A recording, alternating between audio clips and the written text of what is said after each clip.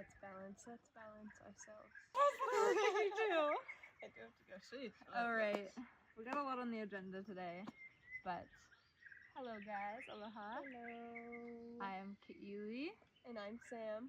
and this is WataWahineWorld. Welcome to our second episode.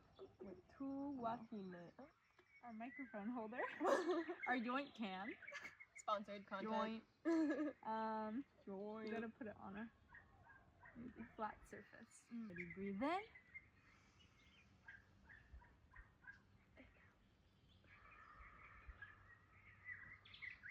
Breathe in.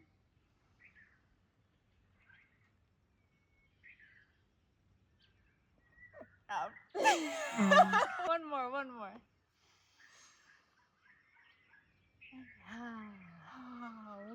Amazing. Wow, that was really nice. That was really great. We're back here in the mountains of Pololo. Right Same. here in WataWahineWorld. But it's like pineapple rain, which is when the sun's out, but it's still drizzling a little bit. So if you notice, we are slightly getting wet throughout the throughout the episode. If you're watching, then that's why. But it's so beautiful today. We were like, we have to stay outside. It's still so nice. We got grass on our toes. Grass on our feet, grass on the blanket, and grass in our minds. Grass in our hearts and Hearts. souls. And cracks and everything. I don't know why I get so crazy. Oh my god. So what do we want But- to talk about today? Well, you sent me a lovely article over the week because as we're editing our video, doing our audios, we're always thinking about the next topic. And so Ki'ili took on that responsibility and she found this article as she was doing her master's degree. And so I think you should give them a little summary about it. A little Just tell 'em- taste? yeah. Tell them what we have learned and spread it to the world. Okay. Mhm. Yeah. I mean, I guess I wasn't really taking on my responsibility, but I was Oh. just doing homework. But you're so nice. Two birds, one stone. Two birds, one stone. Sustainable right there. It was super interesting because I'm getting a master's degree in sustainability. And which is crazy. And I'm in a storytelling class right now. And at first I was like, what? Did they got me in the right program? Or is this like an extracurricular? But it is a mandatory class. And I'm learning more about storytelling and the power of storytelling. It actually like really overlaps a lot with what I've learned in marketing and sales and like how to present to people, how to connect with people, how to find your demographic and like hone in on what their desires are and then kind of pull that out of them to achieve a common mission. And it got me really thinking about how important that is when we're talking about climate change, because we're not just talking about climate justice, we're talking about also systemic justice on a wider scale. A lot of people that care about environmentalism also care about, things like criminal justice, human rights, like anti-racial movements, and just justice and equality, equity, diversion, inclusion.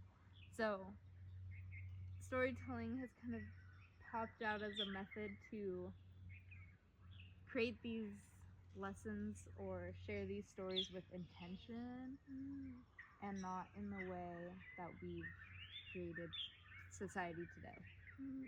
I really love that. And I like that you even question, like, is this something I'm supposed to be taking? But through my work, and I don't know about yours as well, but I have all of these facts, all of these niche interests, but where I struggle is my communication with people, finding those connections to get them either to listen or to make action happen. So I believe that storytelling is a key source to making a big movement happen. In our previous episode, our pilot episode, I said that our voices are a solution. So I think that's where storytelling comes into this type of degree or type of career, because that's how you proceed with environmental science or activism, whatever. You have to talk to so many people, so many different places and cultures, that if you get the basics on how to tell a story, you can captivate anyone. So true. Yeah. It's crazy because no matter what your field is, this is another thing. I mean, it's kind of obvious, but once you reach a point in your career, your life, your ambitions, you reach a threshold, and the only way that you can pass that and move on higher is by moving other people. You can only go so far by yourself. So you have to hone in that power of, or enabling people, empowering people to align with your mission and to make it happen, want to make it happen as bad as you want to make it happen. You have to get other people to do the work with you. That's the only way you can move forward. Reverse psychology, right? Reverse there. psychology, because you can be very smart and like think something amazing for the world, but if you can't get anyone else on board, it's gonna lose momentum. I believe one of the sayings that both of us connected on really early was, we wish to have 1 million imperfect people doing sustainability instead of 10 perfect ones doing it all right. Mm-hmm. And I think when we both heard that, we were like, yeah, that's exactly it. Yeah. At least you're heading in that direction. You're always thinking about that kind of mindset. That's what's going to make the world change, or at least go around in the right way. I love that. Yeah. It's about holding that hope that there's something better, right? And having that in everything you do. Holding that belief while you do everything else in life. Mm-hmm. And no matter what you're doing, if you hold that belief close to your heart, then that's gonna shine through, and then it'll inspire other people. Mm-hmm. And there always is something better, and I like to find the little joys in every day. But if we all contribute to these little joys, these little movements, then eventually big change will happen. But it's not going to happen overnight, and I think that's what a lot of people expect with a lot of the climate news that's out. They're like, oh, well, this technology is happening, so it'll be instant. Yeah. Instant coffee, instant washing, instant. What else do we got instant? We got everything instant. Everything. Your phone. Instant porn. Instant. Yeah. Don't bring back that. Instant anything. Anything. You can Google anything. Even if it's crazy, you're like, there's no way somebody would put anything online about this because it's super weird. Mm-hmm. There's something. There's something out there. But somehow there wasn't a podcast. Right. And about sustainability by girls. Right. 2 WataWahine. What are they doing? In Hawaii. How about this? Maybe there is. If there is, reach out to us. Yeah. If you're out Let's here hang on any of the islands and you have a podcast like this or have an idea, you can come sit on this blanket. Come sit on this blanket. Or we can bring it to you. We'll give you a little yoint. We need an excuse for a vacation. Trust. So true. But talking about having things instant, that's exactly why plastic was made. It was for convenience and to have it right away to your own perfected needs. And a lot of people don't think about that. A lot of people don't even know that plastic has been around for 112 years. 112 years? 112 years. That's older than me. So yeah. That's older than both of us. Yeah, talk to your grandparents. They probably know some very niche market of your grandparents probably know the start of plastic. Oh man. That's 112 crazy. years, and it's taking up a lot of space. Yeah, it's crazy. I just started a new job as an environmental scientist. Whoop, whoop, whoop, whoop. Snaps. And I really haven't gotten into it yet. I'm just doing training, so it's really exciting. And I'm doing HAZWOPER training. I just graduated it. What's HAZWOPER training? I don't know what the acronym stands for, Sam. Stand me out like that. Call me out. It's about handling hazardous waste. Hey. And there was a video all about when they first, it must not have been when they first started plastic, but it was in the 70s or 80s. Mm-hmm. And a bunch of the workers were getting cancer because they were in the bins pulling out the like freshly made plastic with their bare hands. And they were losing the bones in their fingers. And they were getting brain tumors. And multiple workers in the factory reported dying of this way. And the overall company knew about it, but they denied it. And they said that it was secrecy. And they were like, we can't tell workers to wear gloves or PPE, which is personal protective equipment, because then they're going to be like, is this stuff toxic? And then we'll have to answer a bunch of questions. So for them, it was like fully just a convenience thing, and they didn't want to start mass havoc. and mass alarm. Meanwhile, hundreds of their workers dying from cancer. Didn't know why. Didn't know what it was. Didn't know why. Yeah, that it was connected to their work, because they would go to their job and their boss would be like, no, it's totally totally healthy. We have all these like scientists that say it's fine to work with. That's bewildering. It's bewildering, right? And that was way back at the start of it. So now they have a bunch of regulations where workers have to wear basically hazmat suits to work with these chemicals because they're toxic. But then we're wrapping up our kids' gummies in them, and it's like, what's going on? Produce. Yeah. Anything. This blanket, not to call on your needs and your needs. Not to was call on probably your wrapped needs. in plastic. It probably was. Probably this notebook's wrapped in plastic. Notebook. Everything. Even this can. Would you think a can doesn't have plastic? But fun fact, when you melt it down, there's plastic in there. Plastic rim. There's plastic rim jobs in all of us.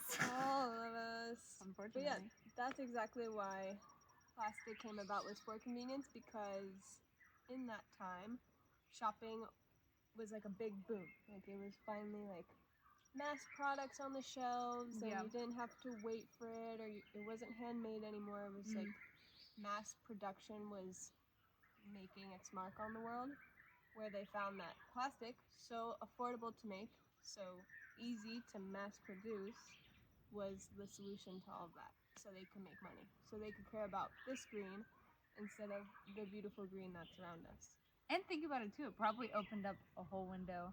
There's still really not a alternative for it in a lot of like its purposes, especially like to make sure things are sterile, like food, like medical equipment, all kind like drinks. There's not really any alternative yet for it. I strongly believe that plastic should remain in the medical field and all sanitation, but only like hospitals or like band-aids, things that need to keep bacteria or just gross beauty stuff out. But other than that, like I feel that it comes down to natural resources to make alternatives for beverages or any food packaging. Food packaging should be a no-go when it comes to plastic, because we have so many alternatives in that. It's so true. Yeah. Whether it be cardboard or anything. And maybe we could think of alternatives. There's so much research going on and so many smart people that have so much crazy ideas, like discovering microbes and fungus that eats the plastic. So like breaking it back down, right? Putting it back.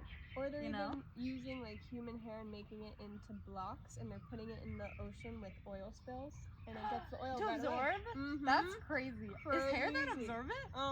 For oil. That's wild. Get the plastic. Get the plastic. Now that we're kind of in that like alternative kind of mindset, I want to start maybe thinking outside the box about some ways that people can take a further step. You had an ant in your hair.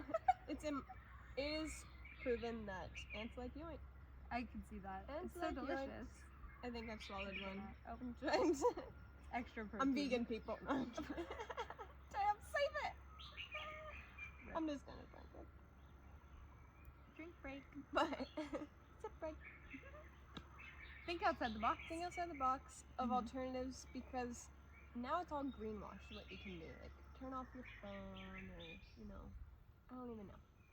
I think it also adds a level of stress on feeling like, is it perfectionism? Is that a thing? Perfectionism. Yeah. You want to be perfect, and there's all these lists and all of these tips and tricks with evidence and people who say they do it all the time, but I don't think they really do. Who knows?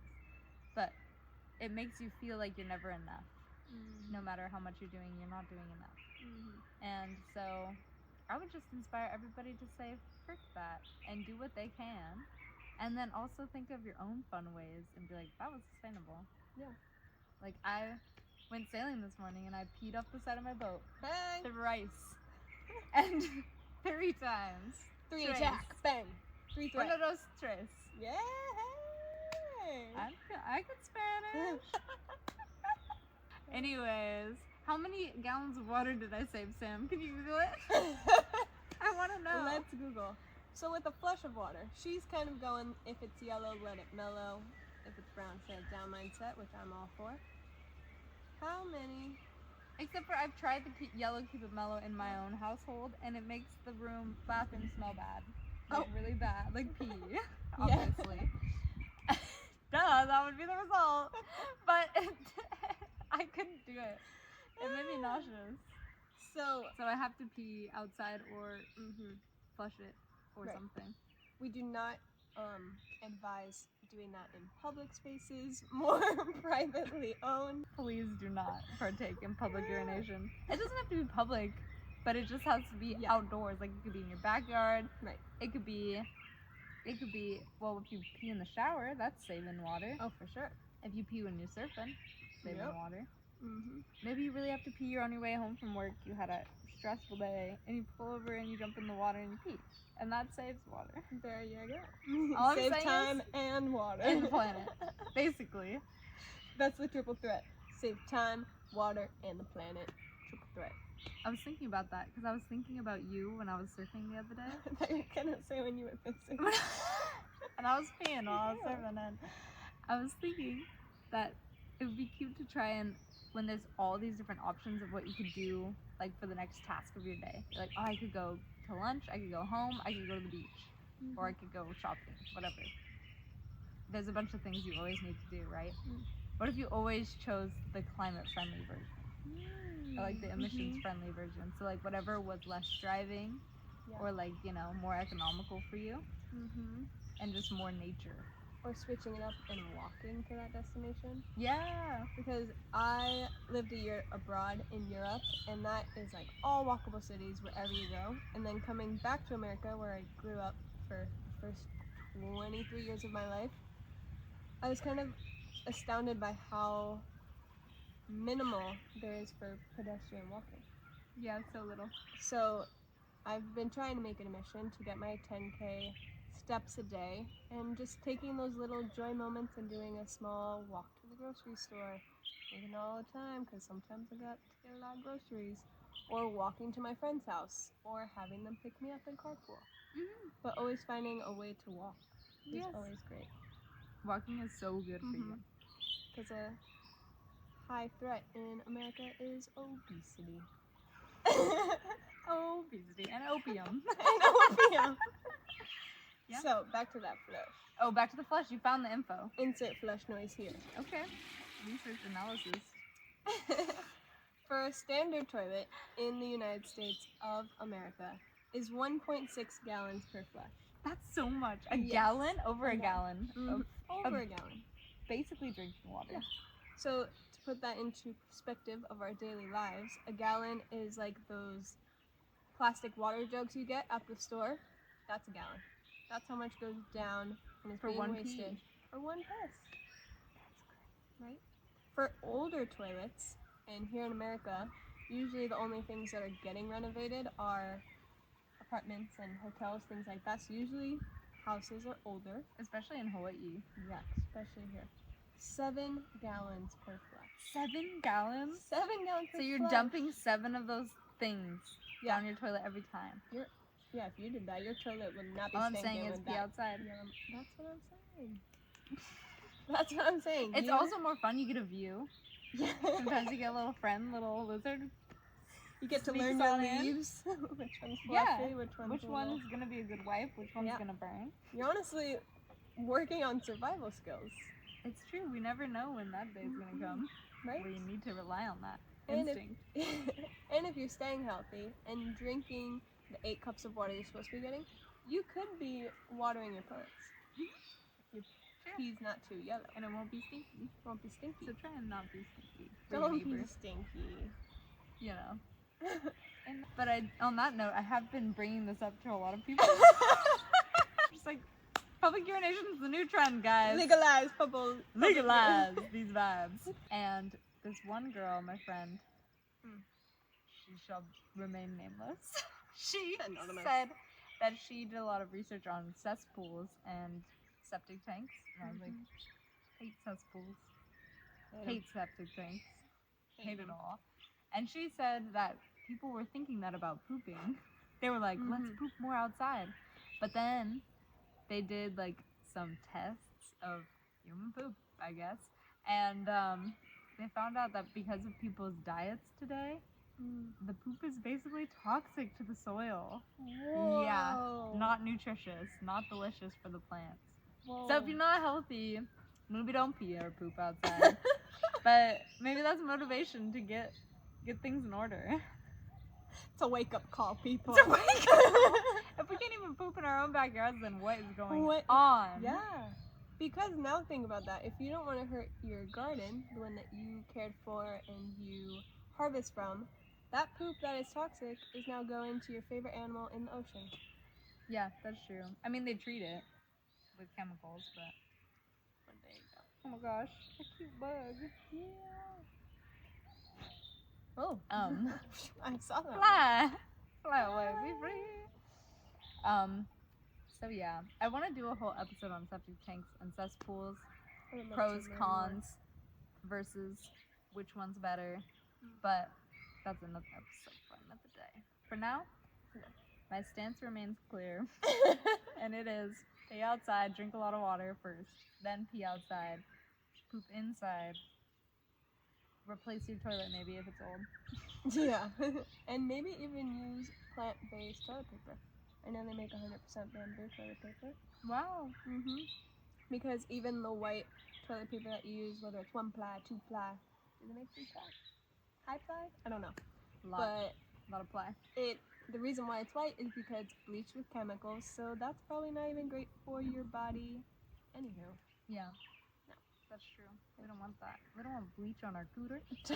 Or some on our people tutor. My grassy knoll or my assy hole. You're on a roll.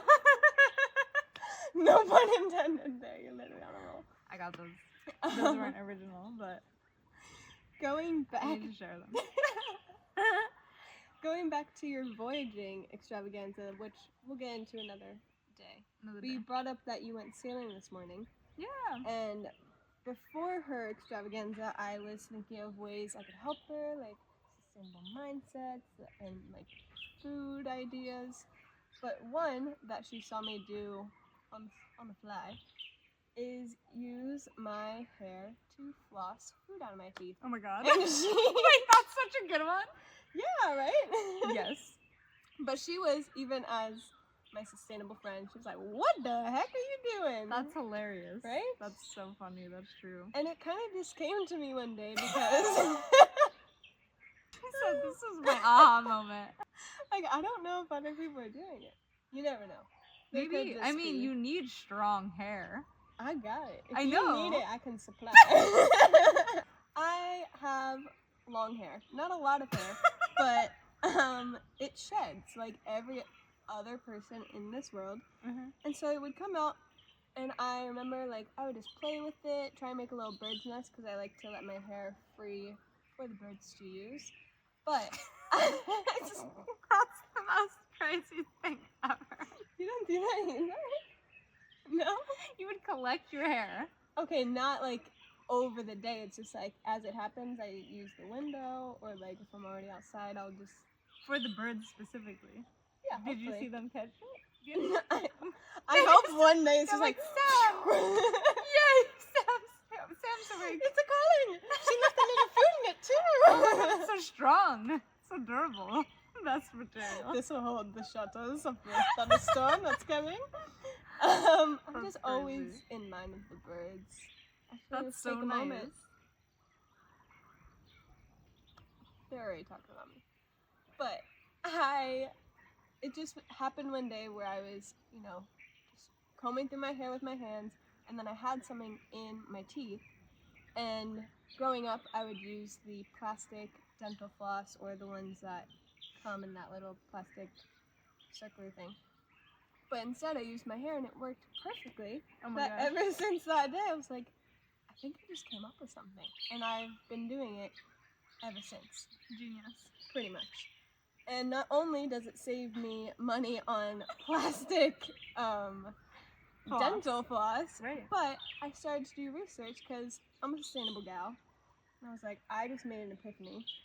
And I looked up what is the impact of dental floss on the environment?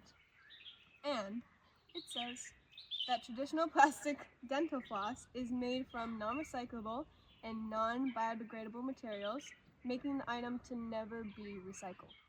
So it takes one dental floss 80 years to break up in a landfill. And the reason why, yeah, right? 80 years. That's crazy. And plastic has been around for 112 years.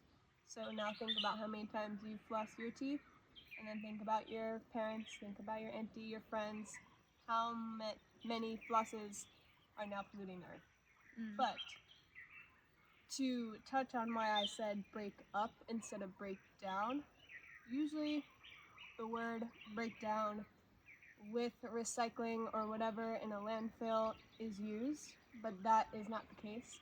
Plastic actually breaks up into little pieces to a point where